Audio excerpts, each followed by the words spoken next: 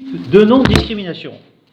Et je sais, d'expérience, que certains d'entre vous ne savent pas ce que ça signifie. Et c'est pourtant quelque chose de très, très important. Nous avons fait hier un exposé sur les droits de l'homme. Eh bien, le principe de non-discrimination est directement en rapport avec cette idéologie des droits de l'homme dont nous avons parlé hier. Nous avons parlé en effet de la difficulté de transformer les droits de l'homme en droits positifs. D'une part, en raison de la détermination des débiteurs de ces droits, d'autre part, en raison de la liste sans cesse grandissante de ces droits, et enfin, en raison du fondement de ces droits. C'est pour pallier tous ces défauts que les juristes ont introduit, à partir de 1945, dans les pays anglo-saxons, et à partir de la fin des années 60 en France, un principe nouveau, celui de la non-discrimination. Alors, nous allons dans un premier temps faire l'historique de l'introduction de ce principe, puis nous en viendrons aux définitions et aux implications de ce principe, et enfin, nous en ferons la critique. Et nous commençons donc par l'historique. L'expression non-discrimination apparaît dans les années 50 dans notre vocabulaire, c'est-à-dire, c'est pas un hasard, peu après la Déclaration universelle des droits de l'homme de 1947. N'oublions pas que cette Déclaration des droits de l'homme est une conséquence du nouvel ordre mondial décidé après la victoire de 1945.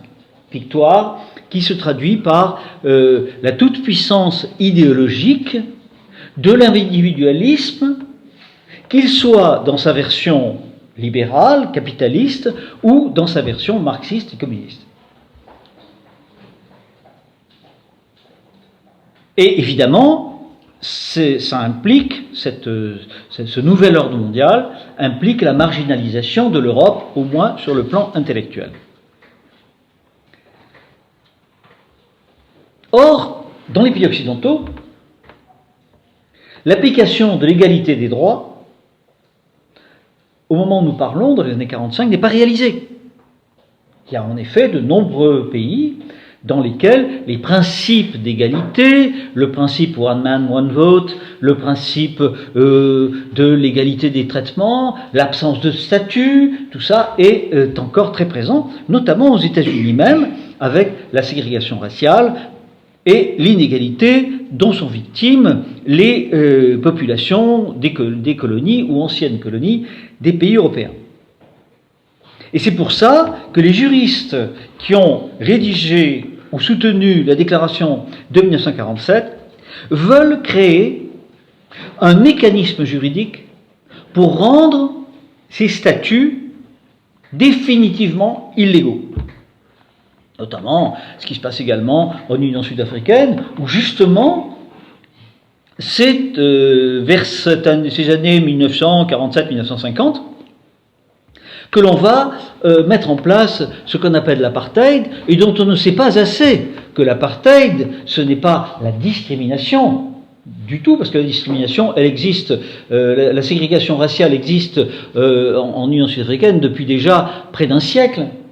Non.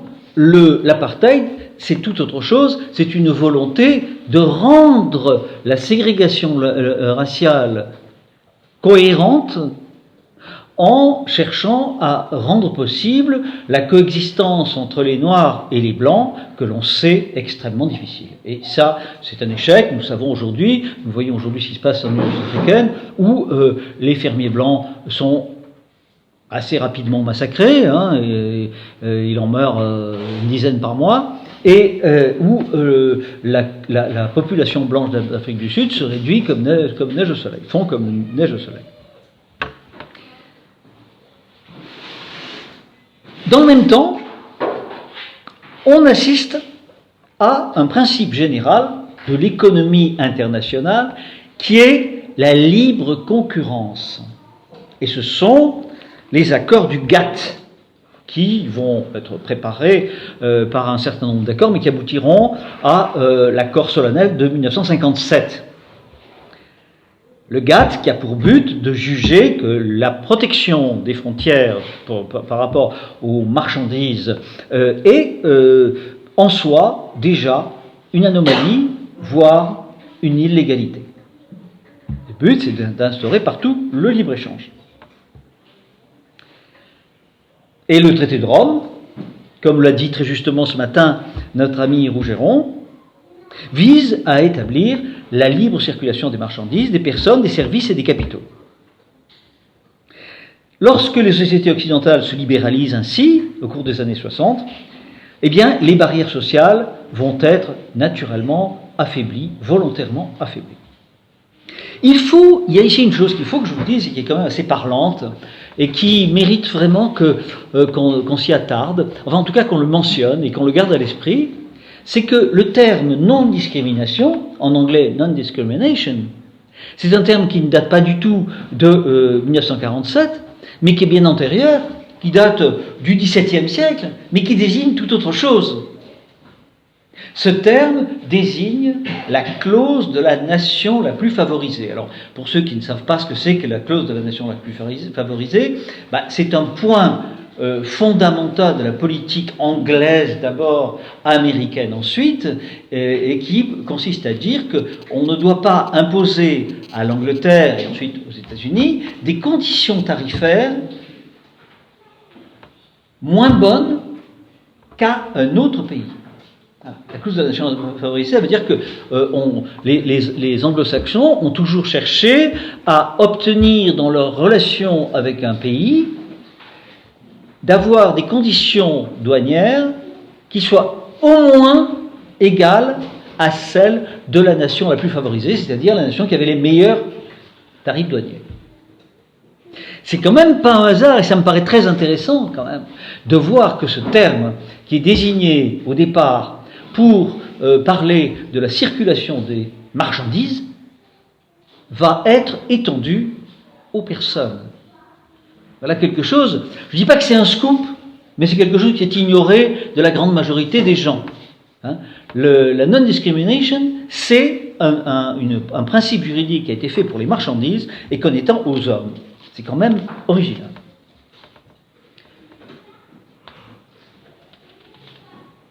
C'est la conjonction entre le développement de l'égalité des droits et celui du libéralisme économique et social qui amène donc la généralisation de la concurrence entre les individus. Et c'est dans le cadre où certains groupes se trouveront désavantagés par rapport aux autres en raison de leur origine, sexe, religion, etc.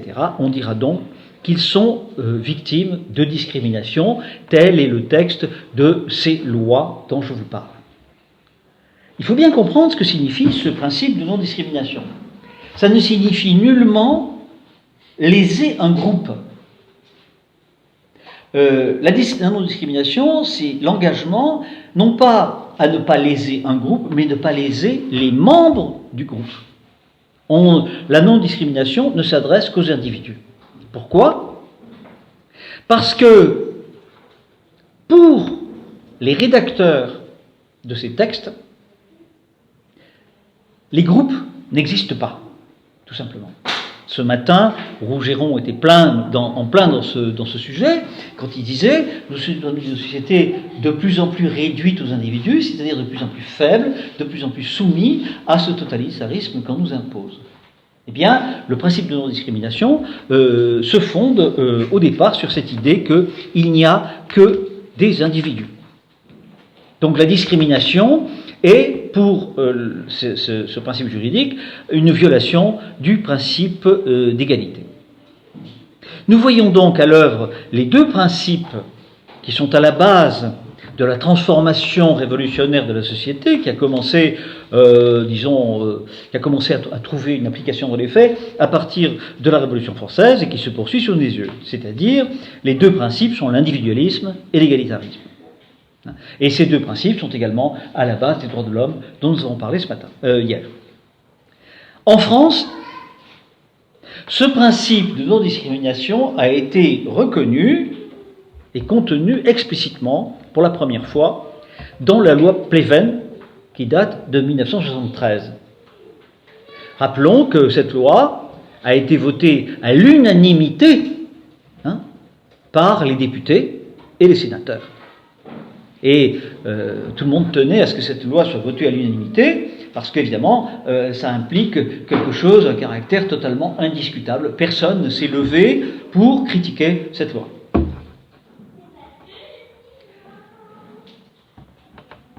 Or, cette loi, elle est extrêmement importante, elle est très grave, parce qu'elle aboutit, finalement, à interdire que l'on distingue entre plusieurs situations selon la nature, le statut, l'origine d'une personne. Alors, lorsque la loi est parue, moi j'étais déjà là, j'étais à l'AF, et Pujol a fait paraître un article dans Aspect de la France, dans lequel il disait « Cette loi est critiquable parce que elle nous empêchera de faire la distinction entre les Français et l'étranger pour la dévolution des postes de fonctionnaires. » Moi, je suis allé voir Pujol et j'ai dit à Pujol, écoute Pierre, je ne sais pas si tu te rends compte, mais tu es en train de passer à côté de la question parce que cette loi, elle a pour effet de bien d'autres choses. Elle a des effets infiniment plus graves que ça. Elle a pour effet de détruire tout comportement de protection d'un groupe social. Et Pierre Pujol m'a répondu, oui bien sûr, mais on ne peut pas s'y opposer parce que sinon on va apparaître comme des racistes. Je vous dire à quel point on est piégé depuis pas mal de temps, déjà. Bon. Et c'est vrai que cette loi qui interdit toute discrimination en raison de l'origine, de l'ethnie, de la race, du sexe, de la famille, de la nationalité, de la région, du lieu de naissance, elle a pour effet de s'opposer à toute protection du groupe. Et ça, je regrette, mais notre brave Pierre Pujol ne l'avait pas compris. Il convient de rapprocher et de distinguer le principe de non-discrimination de l'antiracisme. L'antiracisme et le principe de non-discrimination vont dans le même sens, mais ils n'appartiennent pas au même registre. L'antiracisme est une technique de combat idéologique. C'est-à-dire que l'antiracisme, c'est vraiment l'utilisation du vieux procédé du tiers exclu qui a été mis en place par les communistes face au fascisme. L'antiracisme, c'est tout simplement un démarquage de l'antifascisme. Et c'est pourquoi l'antiracisme a été historiquement lié au discours de l'extrême gauche et des communistes, tandis que le principe de non-discrimination est lié à l'idéologie libérale américaine. Mais ils vont dans le même sens. Vous vous souvenez tous de ce fameux discours de Sarkozy, il y a 10 ans, dans lequel il disait qu'il fallait qu'il fallait non seulement appliquer le principe de non-discrimination, mais encore appliquer la discrimination positive, et il disait l'impératif final, c'est le métissage. Et le métissage doit être obligatoire. Mais j'ai revu l'autre jour sur Internet ce discours, c'est bien ce qu'il dit. Il faut prendre des mesures pour rendre le métissage obligatoire, parce que si on n'arrive pas au métissage, il y aura des problèmes bien plus grands. Je cite ses paroles. Donc, voilà. Alors, nous allons rentrer un peu plus dans le détail de ces lois. La notion de discrimination, appréhendée du point de vue de l'individu, ne semble s'appliquer qu'à des situations particulières. Mais en fait, elle a pour but d'abord de faire disparaître et de rendre totalement illégales, si je puis dire, les lois qui établissent des statuts. Chaque fois que vous établissez un statut sur un certain type de personne, eh bien, vous allez à l'encontre du principe de non-discrimination. Puisque lorsque vous avez un groupe qui est établi sur la base d'une longue histoire, d'une tradition, d'un passé commun, etc., ce groupe va être rapidement contraint à disparaître ou à s'adapter. Je prends un exemple. Je fais partie d'un cercle qui est le plus vieux cercle de France, puisqu'il a été fondé en 1828 par Talleyrand, et qui s'appelle l'Union. Bon. Eh bien, l'Union est régulièrement visitée par des gens qui viennent regarder les noms des gens qui adhèrent à l'Union, et ils viennent vérifier qu'il y a bien un quota de juifs, d'africains, de musulmans. Et puis, last but not least, c'est un club qui est réservé aux hommes, et bien entendu, il va à l'encontre du principe de non-discrimination, puisque les femmes ne peuvent pas y rentrer. Donc vous voyez, là, il y a une contrainte qui est exercée sur un groupe qui est condamné à mort. Pourtant c'est un groupe volontaire, on adhère à ce club, mais il n'a pas le droit d'établir un statut. On ne doit pas se fonder sur le statut des gens. À la limite, l'ANF, l'Association pour la noblesse française, sera un jour contactée par les instituts de non-discrimination. La HALDE n'existe plus, mais il y en a d'autres, en disant voilà, vous êtes réservé à un certain nombre de familles liées par le sang, et par conséquent, vous n'êtes pas en accord avec la loi.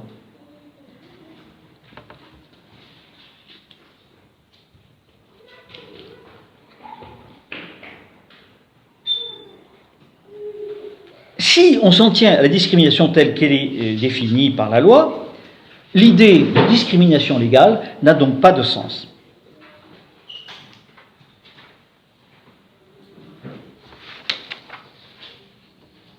L'emploi du terme discrimination, ou plus précisément discrimination légale, s'applique un peu partout.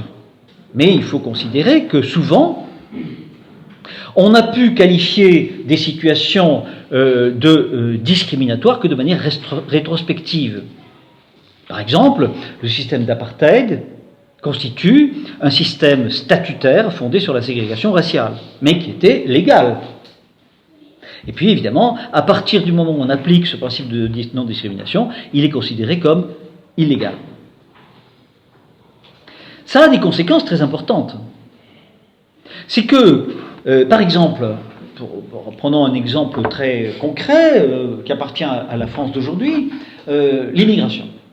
Vous avez des hommes politiques qui, de droite d'habitude, qui vous disent oui, on ne peut pas être contre l'immigration, mais il faut être pour l'immigration choisie.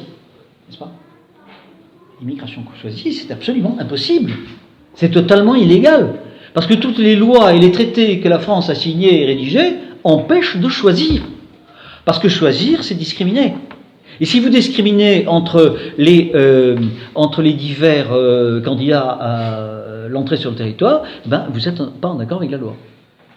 Toute la politique qui a été faite de la direction de l'immigration, qui a été dirigée pendant 40 ans par les membres d'une même famille qui s'appelait la famille Mocot, sous la Troisième République, sous le gouvernement Vichy, et sous les débuts de la Cinquième République, c'est la même famille, Pierre, Jacques et Marc Mocot, qui ont dirigé ces services.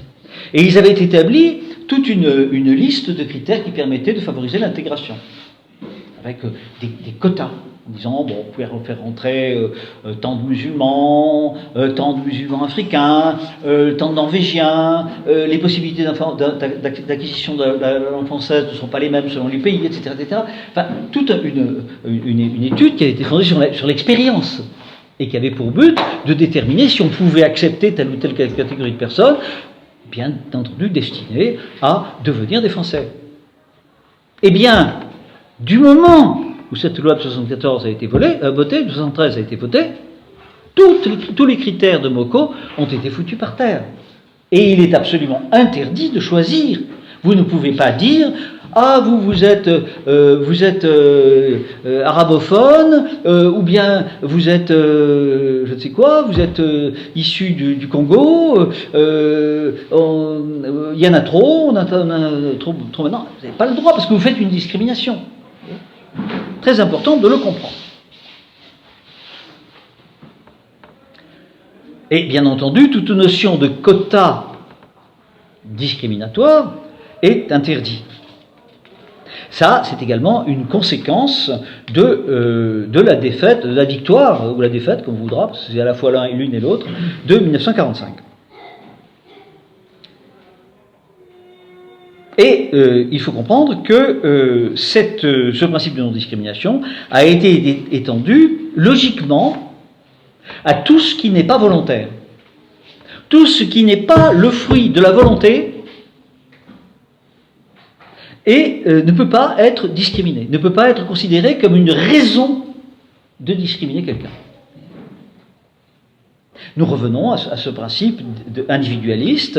La société ne connaît que des individus. Les individus sont libres de leur destin, ils sont libres de leur identité, ils sont libres de déterminer non seulement leur vérité, mais qui ils vont être.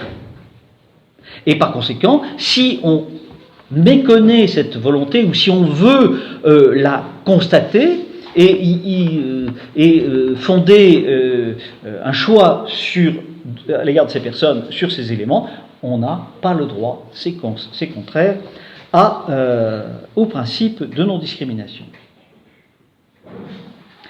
Nous allons essayer de maintenant voir la définition de tout cela, essayer de contourner, de faire dessiner les contours de ce principe. Au départ, le mot de discrimination est un sens neutre. Ça signifie distinction. Au fait, discriminer, c'est tout simplement distinguer. C'est voir, en quelque sorte. Voir les différences. Mais à partir du moment où l'on parle d'une question sociale comme celle-là, il a pris une connotation péjorative, car on distingue, oui, mais on distingue de façon injuste et illégitime, puisque on distingue à partir d'éléments qui ne sont pas volontaires. Là encore, c'est le sens anglo-saxon qui a pris le pas sur le sens français. Et il faut bien voir que cette vision des choses, elle a pour but d'imposer ce qu'on appelle un réquisite, c'est-à-dire une obligation, un impératif d'aveuglement. Vous ne devez pas voir la différence. La différence, peut-être qu'elle existe, on va affirmer qu'elle n'existe pas, mais si vous la voyez, vous êtes en faute. Je me souviens, j'étais aux Pays-Bas et je vois arriver un garçon qui était un spécimen particulièrement élégant de nilotique, vous savez, les noirs très grands, longilignes, avec de l'icocéphale, avec des épaules très larges, des hanches très étroites, etc. Un exemple magnifique de type nilotique. Et je dis aux gens qui sont à côté de moi, bon, tiens, voilà sans doute un tout couleur ou un peul. En tout cas, il est originaire du Sahel et c'est un peuple sans doute tout couleur ou un membre de ces ethnies nilotiques.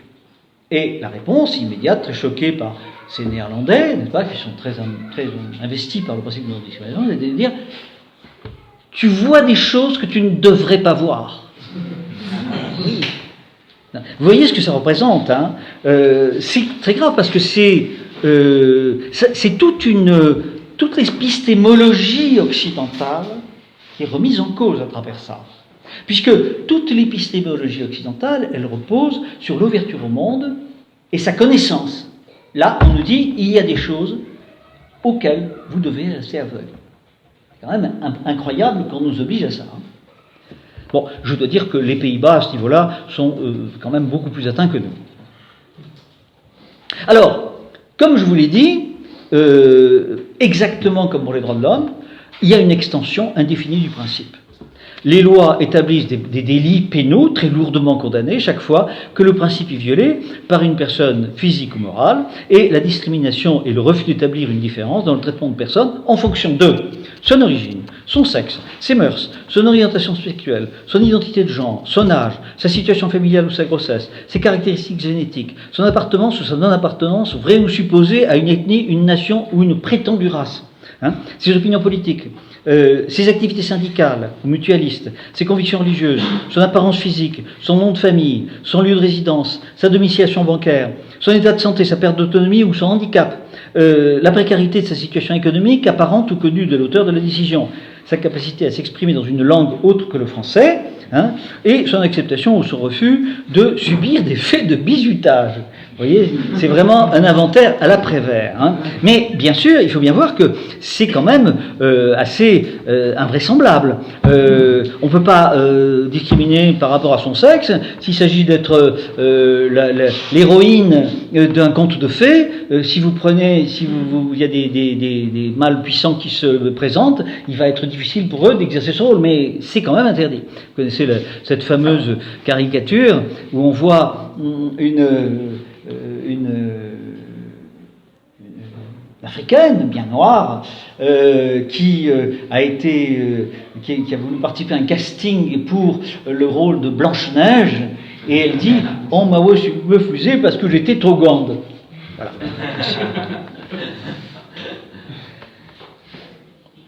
Alors, autre chose qu'il faut remarquer dans ce principe, c'est que les mesures de discrimination peuvent être directes ou indirectes. On parle de discrimination directe chaque fois qu'une personne est traitée de manière moins favorable qu'une autre dans une situation favorable ou comparable, et selon des critères non objectifs, alors que la discrimination indirecte concerne des dispositions qui sont apparemment neutres, mais qui sont susceptibles d'entraîner un désavantage. Ça va très loin, vous voyez ? Si on vous demande, par exemple, dans une épreuve de culture générale, de parler de Corneille, eh bien, on va estimer que c'est une discrimination parce que toute une catégorie de gens n'ont jamais entendu parler de Corneille et que, par conséquent, ils doivent avoir le droit de concourir et d'avoir le poste. De même, vous avez des gens qui ont gagné leur procès contre une école catholique parce qu'ils étaient musulmans et on les avait refusés à ce titre. L'inverse n'est pas vrai d'ailleurs, je veux dire. Mais bon. Alors, le résultat de tout ça, c'est que la discrimination, et là on va aller de plus en plus loin devant le caractère inquisiteur et catastrophiquement totalitaire de ce principe. Parce qu'il faut voir jusqu'où on va. La discrimination est un délit qui peut être sans auteur, dans le cadre d'une discrimination indirecte, mais ce peut être aussi une infraction sans victime. Parce qu'une personne qui dit à l'avance, moi, dans ma boîte, j'engagerai jamais d'arabe, par exemple. Il n'a rien fait, il a simplement parlé. Il a dit, mais en disant cela, il commet déjà un délit et risque d'être condamné.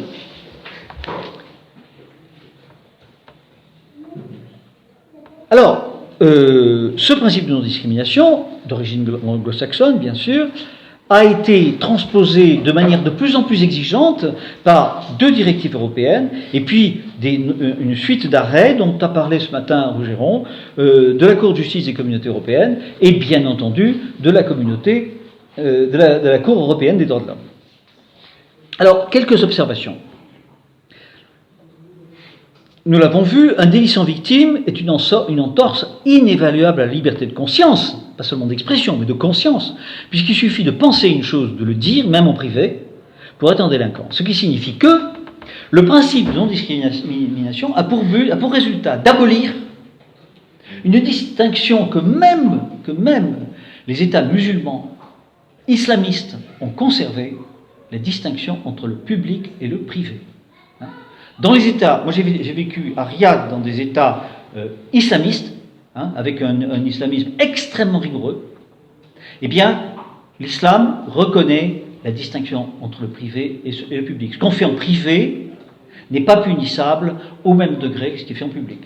Et c'est pour ça que dans la charia, il est dit que les gens qui chantent le muezzin en haut des minarets doivent être aveugles afin de ne pas pouvoir percer le secret des terrasses.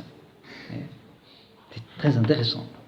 Eh bien nous, avec le principe de non-discrimination, on a aboli la distinction entre privé et public. Et il s'agit en effet d'une incrimination d'ordre quasi religieux. Comme eh bien, la question que pose l'évêque Cochon à Jeanne d'Arc: êtes-vous en état de grâce? Et vous savez la réponse que Jeanne d'Arc fait: si je n'y suis, que Dieu m'y mette. Eh bien, c'est une question similaire qui est posée régulièrement par les juges face à une incrimination de discrimination, lorsqu'on lui dit, lorsqu'ils ont écrit quelque chose qui peut être considéré comme une incitation à la discrimination, par exemple le fait d'avoir mentionné qu'il y avait plus de membres de telle ou telle catégorie sociale dans les prisons que d'autres. Le juge pose la question: mais avez-vous fait ça dans une intention raciste et discriminatoire? C'est quand même absolument incroyable, parce que ça signifie que ce qui est important, ce n'est pas l'acte lui-même, mais ce sont ses motivations. Vous savez qu'en droit, il y a des juristes parmi vous? Bon. Ben vous savez que le droit pénal punit des actes essentiellement. Et bien sûr, l'acte qui a été fait, un acte déjà punissable peut être aggravé selon les motivations. Mais là, on est allé encore beaucoup plus loin. Un acte qui n'est pas punissable va devenir punissable en fonction de ses motivations. Vous vous rendez compte où on arrive? C'est toute la conception du droit pénal qui est abolie au profit d'une vision inquisitrice et quasi religieuse, n'est-ce pas?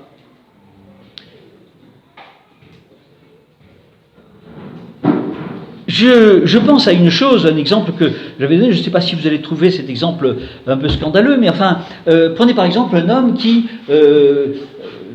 a des désirs, il a des préférences, n'est-ce pas, qui font partie de la souveraineté du moi. Alors il aime les blondes, il aime les femmes blondes. Bon. Il aime les femmes blondes. Si il aime les femmes blondes parce que c'est son goût personnel, ses fantasmes, après tout, c'est son droit, les droits de l'homme lui donnent le droit de penser ainsi. Mais s'il aime les femmes blondes parce que il estime que les blonds c'est la race supérieure, etc., alors là il est en faute. Si au contraire il aime les femmes blondes, mais qu'il est noir, et qui veut le faire parce qu'il veut arriver à humilier la race dominante et rétablir l'égalité entre les hommes, alors là, il ne tombera pas sous le coup de la discrimination. Vous voyez, la même motivation va être considérée comme juste ou injuste, punissable ou non punissable, selon le cadre dans lequel elle s'exerce.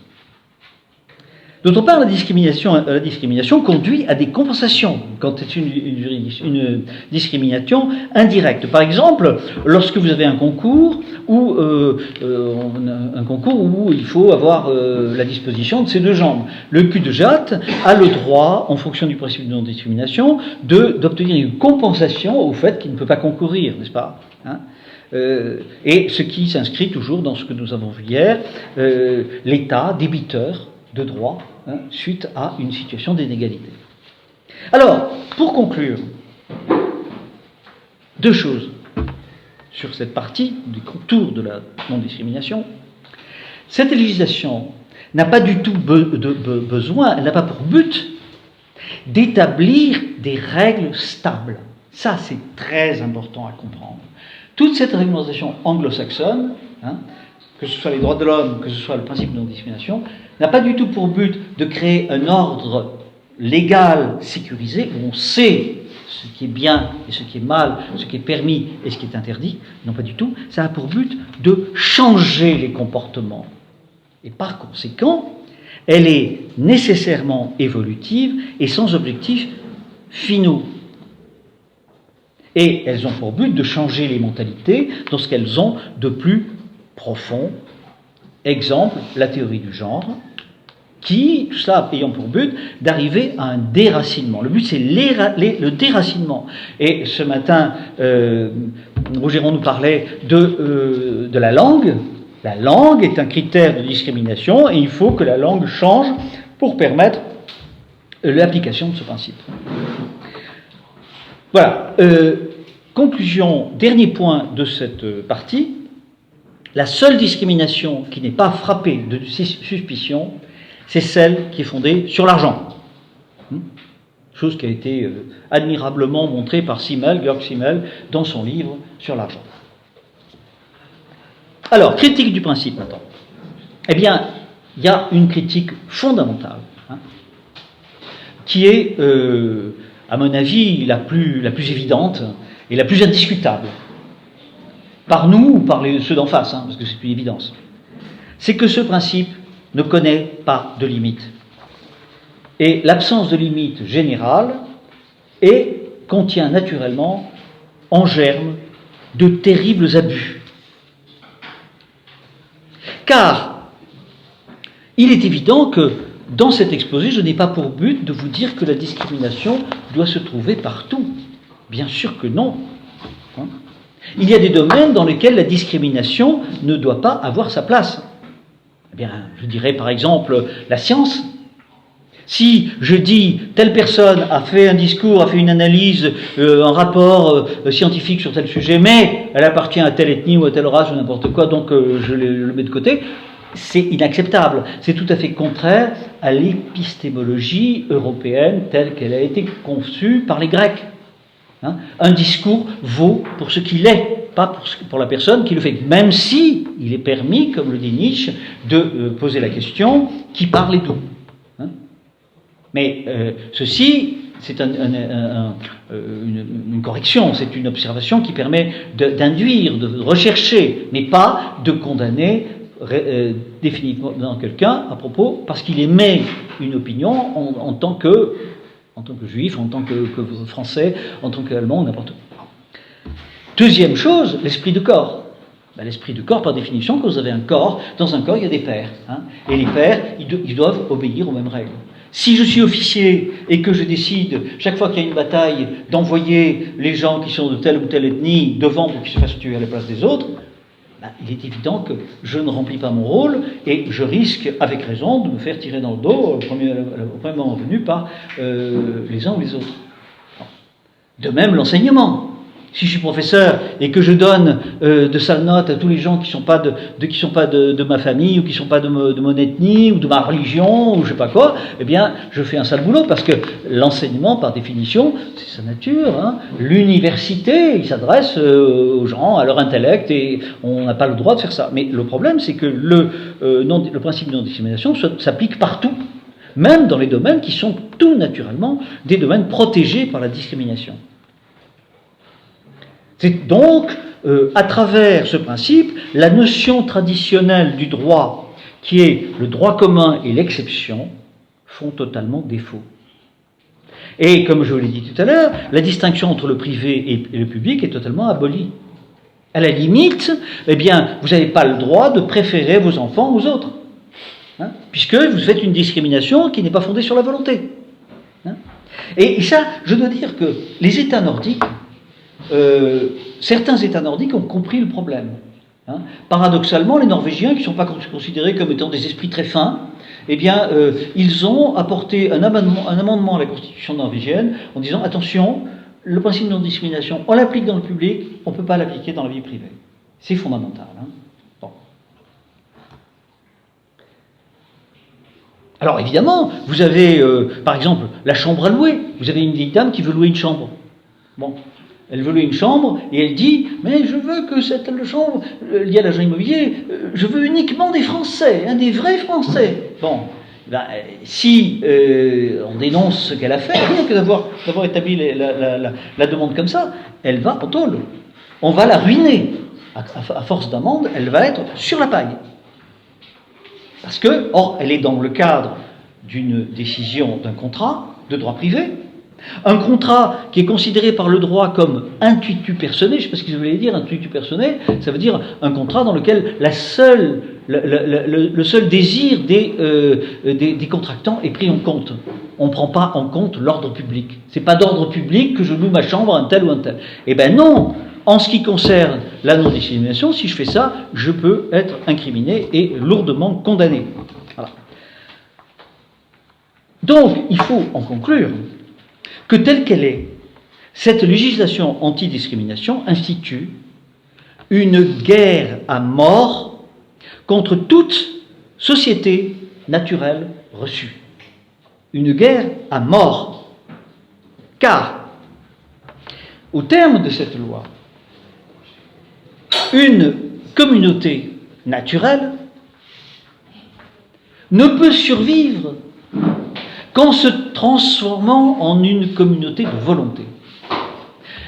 La Gemeinschaft, comme disent les Allemands, ne peut survivre qu'en se transformant en Gesellschaft. La distinction entre les deux, la Gemeinschaft c'est société naturelle, hein, et la Gesellschaft c'est une société qui est issue du contrat de la volonté individuelle. Il en découle qu'aucune latitude n'est laissée aux politiques pour la conservation de la société dont il a la garde. Et du point de vue du droit actuel, il s'agit de protéger les individus contre tous les groupes. Donc on peut dire que ce principe envahit totalement le champ du politique et le paralyse. Alors, absence de limite du champ d'application de ces droits, mais également absence de limite des titulaires des droits ainsi sacralisés. Eh bien, les critères de cet aveuglement volontaire que je vous ai décrit, c'est qu'il va se multiplier à l'infini. Hein. Ce qui fait que les droits des majorités, des peuples originaires, n'est-ce pas, eh bien, ces droits sont sans cesse rognés et diminués. Et en cela, on peut dire que l'application de la législation antidiscrimination, c'est déjà de la discrimination positive. Pourquoi ? Pour une raison très simple. C'est que quand vous dites, vous n'avez pas le droit de discriminer sur un groupe, vous n'avez pas le droit de refuser un musulman dans une école catholique, par exemple, eh bien, compte tenu du fait que les catholiques sont, en principe, la majorité en France, eh bien, les musulmans qui vont interdire à des professeurs catholiques d'aller dans une institution musulmane, ils ne seront pas sanctionnés de la même façon parce qu'ils appartiennent à une minorité, n'est-ce pas ? Et on n'a jamais vu une école juive dans laquelle on va reprocher, par exemple, de ne pas avoir accepté des goïms pour apprendre l'hébreu. Hein ? C'est comme ça.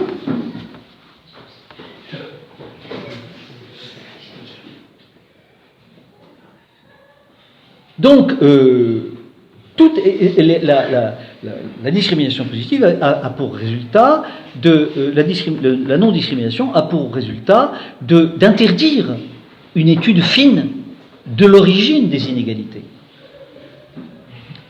Quelle est la conséquence de cette absence de limite ?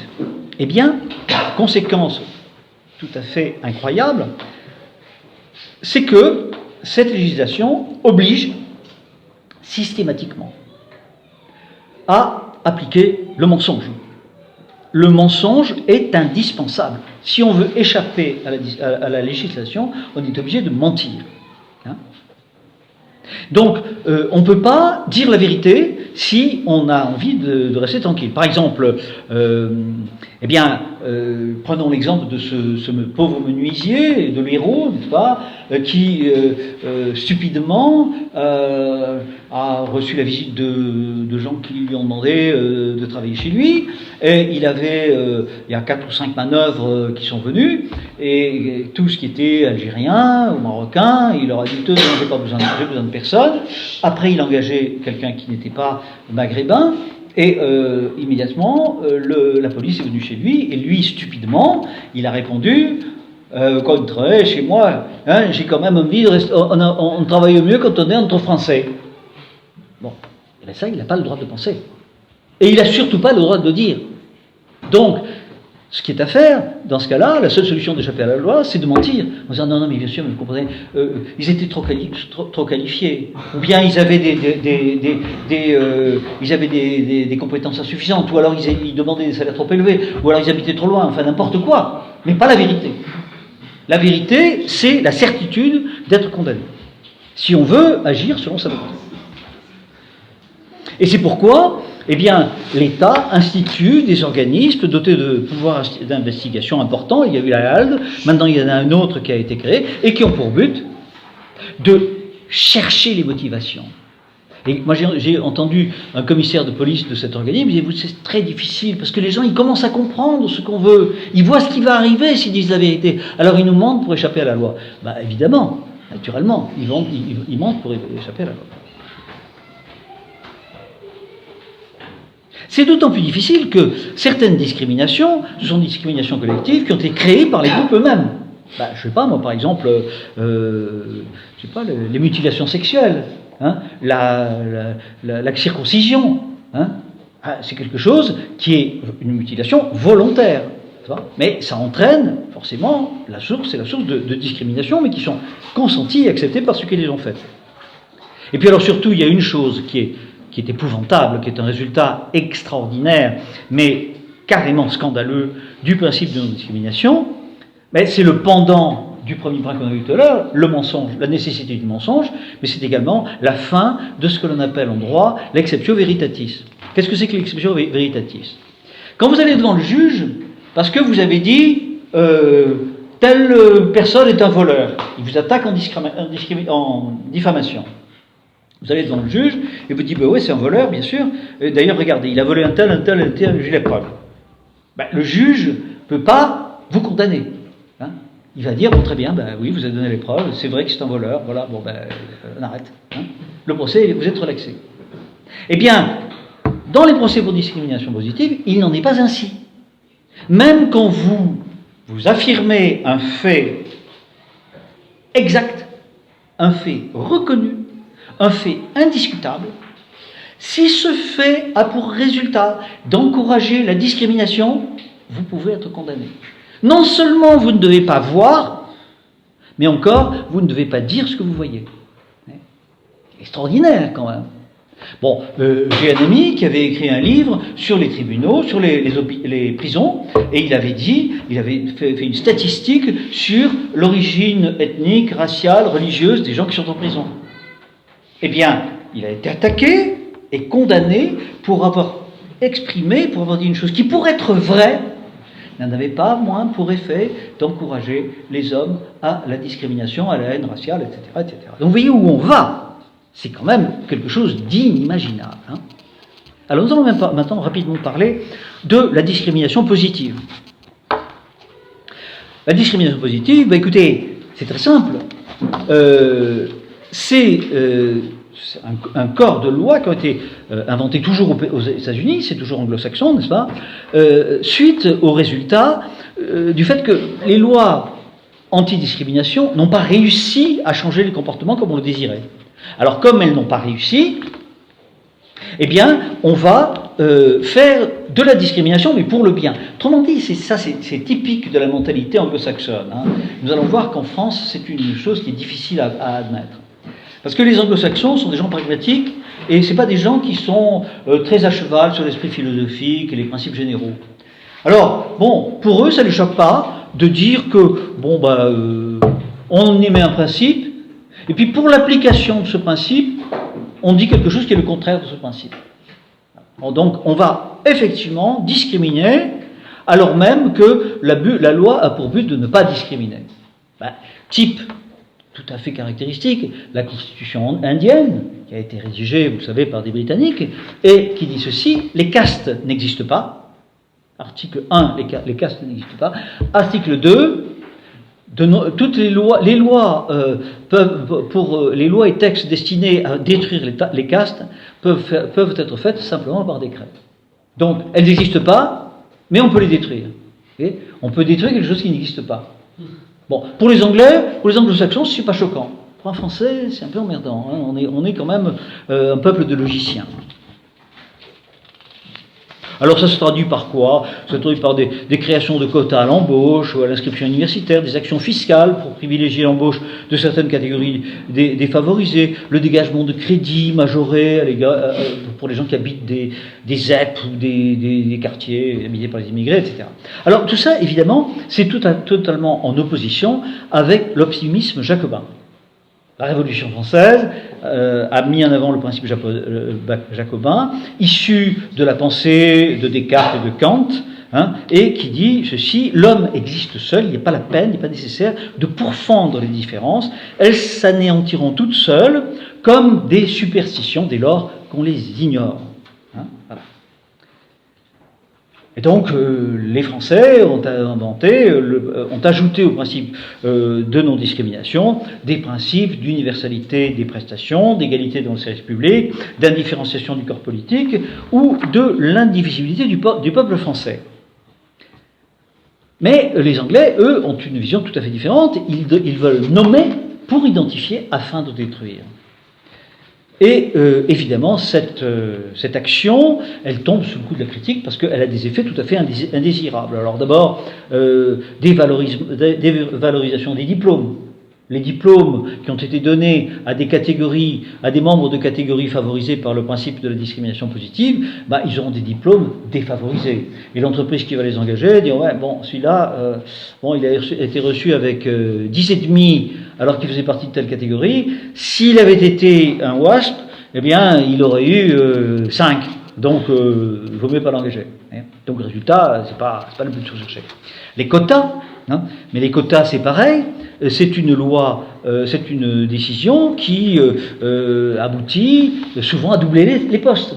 Il y a un poste pour le titulaire du quota et puis un autre pour faire le boulot. C'est ce qu'on fait, c'est ce qui se passe dans beaucoup de pays. Même en Union sud-africaine, où il y a des quotas pour les Noirs, eh bien vous avez des postes qui sont occupés par les Noirs, et puis on engage soit d'autres Noirs venus d'autres pays, soit des Blancs, lorsque vraiment on peut faire autrement, pour faire le travail. Et puis tout ça, il faut voir aussi que la discrimination positive, comme d'ailleurs tout ce système de prestations, a pour résultat involontaire l'encouragement du communautarisme. C'est-à-dire que, bien sûr, quand on vous couvre de prestations, au titre de l'appartenance à une communauté, à une nationalité, la qualité d'étranger, vous n'avez pas envie d'en changer, vous n'avez pas envie de vous intégrer, parce qu'à ce moment-là, tout le fric qu'on vous donne, on ne vous le donnera plus.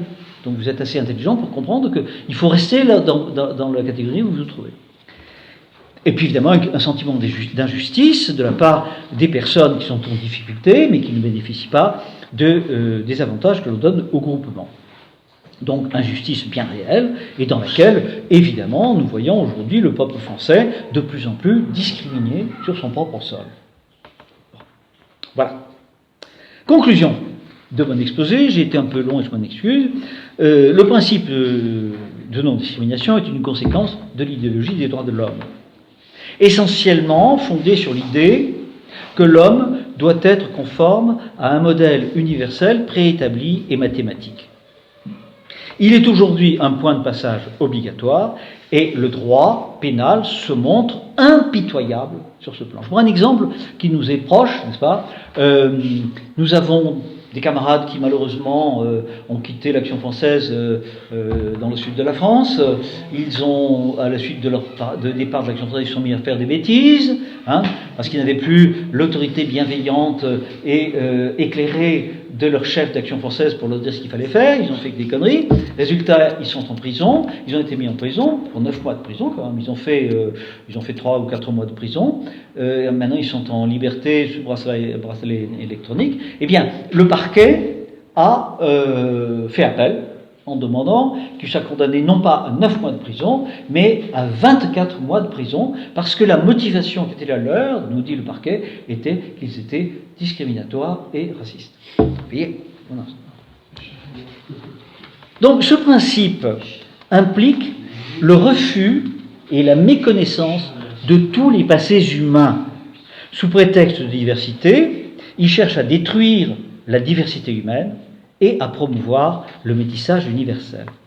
Il produit donc du totalitarisme et de la révolte. Il est une impasse dont la nocivité ne pourra pas être prouvée sans un constat d'échec irréversible. Et il est évident et très important de souligner quelque chose dont je vous demande d'être pénétré, parce que c'est très important.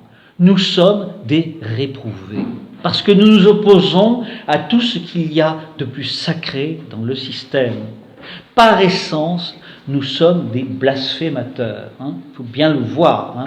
On est en opposition avec, on n'est pas en accord avec le système dans lequel nous vivons. C'est dur à supporter, c'est souvent très inconfortable, mais il faut l'assumer. C'est également notre honneur.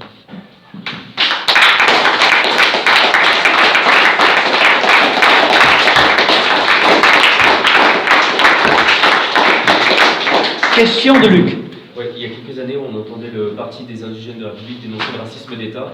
Effectivement, aujourd'hui, quand on entend Anne Lauvergeon à la tête d'Areva, la présidente Delphine Ernotte à la tête de France Télévisions, et puis depuis peu Emmanuel Macron dénoncer le mâle blanc de plus de 50 ans dont il faudrait le bannir finalement de l'appareil d'État, des grandes entreprises, c'est institutionnalisé finalement. Ah, totalement, totalement. Mais dans le sens inverse que ces personnes-là politiques. Ah, tout à fait. C'est la législation. Il y a une coexistence du principe de non-discrimination et de cette discrimination. Absolument. Absolument. C'est invraisemblable l'incohérence juridique dans laquelle nous sommes, mais qui est institutionnalisée et qui est appliquée avec une violence inouïe. Il faut être conscient de ce qui nous pèse sur la tête. Oui, mademoiselle. Moi, c'est une remarque sur ce qui me semble hallucinant, c'est ce qu'on voit depuis les manifestations qu'il y a eu à Bastille, ce sont des cercles en non-mixité racisée. J'ai pas compris. Donc, ah oui, des réunions non-mixité, racisée ou non racisée, je ne sais pas exactement, mais ils emploient vraiment des vocabulaire qu'ils dénoncent eh oui. pour créer des cercles. Nous sommes toujours... Si nous sommes toujours devant le même phénomène, et c'est la justification qui est donnée, parce que vous savez, on leur a posé la question, et ils répondent avec la notion de finalisme. La loi a un but, c'est typiquement anglo-saxon d'ailleurs, la loi a un but, c'est de faire disparaître les différences. Pour faire disparaître les différences, il faut donner plus aux uns et moins aux autres. Oui. Pour rebondir sur ce qui vient d'être dit, est-ce que c'est pas justement bon signe qu'il y ait cette contradiction qui est de plus en plus visible, parce que justement, d'un côté, pour être antiraciste, il ne faut pas être les Anglais, les anglo-saxons disent colorblind, c'est-à-dire aveugle par rapport à la race. Oui, si on est antiraciste, c'est qu'on l'est pas. Donc est-ce que c'est pas justement cette contradiction qui finira par faire éclater cette... Ah, mais bien sûr, il faut pas hésiter à montrer sans cesse l'incohérence de ces raisonnements, leur côté antinaturel, leur côté contraire à la réalité, finalement, totalement irréaliste. Bien sûr, il faut pas hésiter à le faire. En fait, c'est un peu pour rejoindre ça aussi, en fait, ils font une vraie distinction, une vraie discrimination entre la majorité qu'ils désignent et toutes les autres minorités. Le principe de non-discrimination est déjà une discrimination positive. C'est déjà en soi une discrimination positive. Mais la discrimination positive, c'est aller encore plus loin, changer les règles, charger encore la barque. Parce que, vous voyez, je prends un exemple. Je vais dire des choses là qui vont faire plaisir à certains. Mais la charité. La charité, dans la situation où nous sommes, elle a pour résultat de discriminer les populations locales. Parce que quand vous avez des pauvres chez nous, qui n'ont rien, pas pour se loger dans des taudis, etc., si vous les mettez en concurrence avec des immigrés qui arrivent et qui n'ont que leur t-shirt sur le dos, forcément vous allez aider les plus pauvres. Et je veux dire que la population locale va être systématiquement discriminée. Et le résultat, c'est que les logements sociaux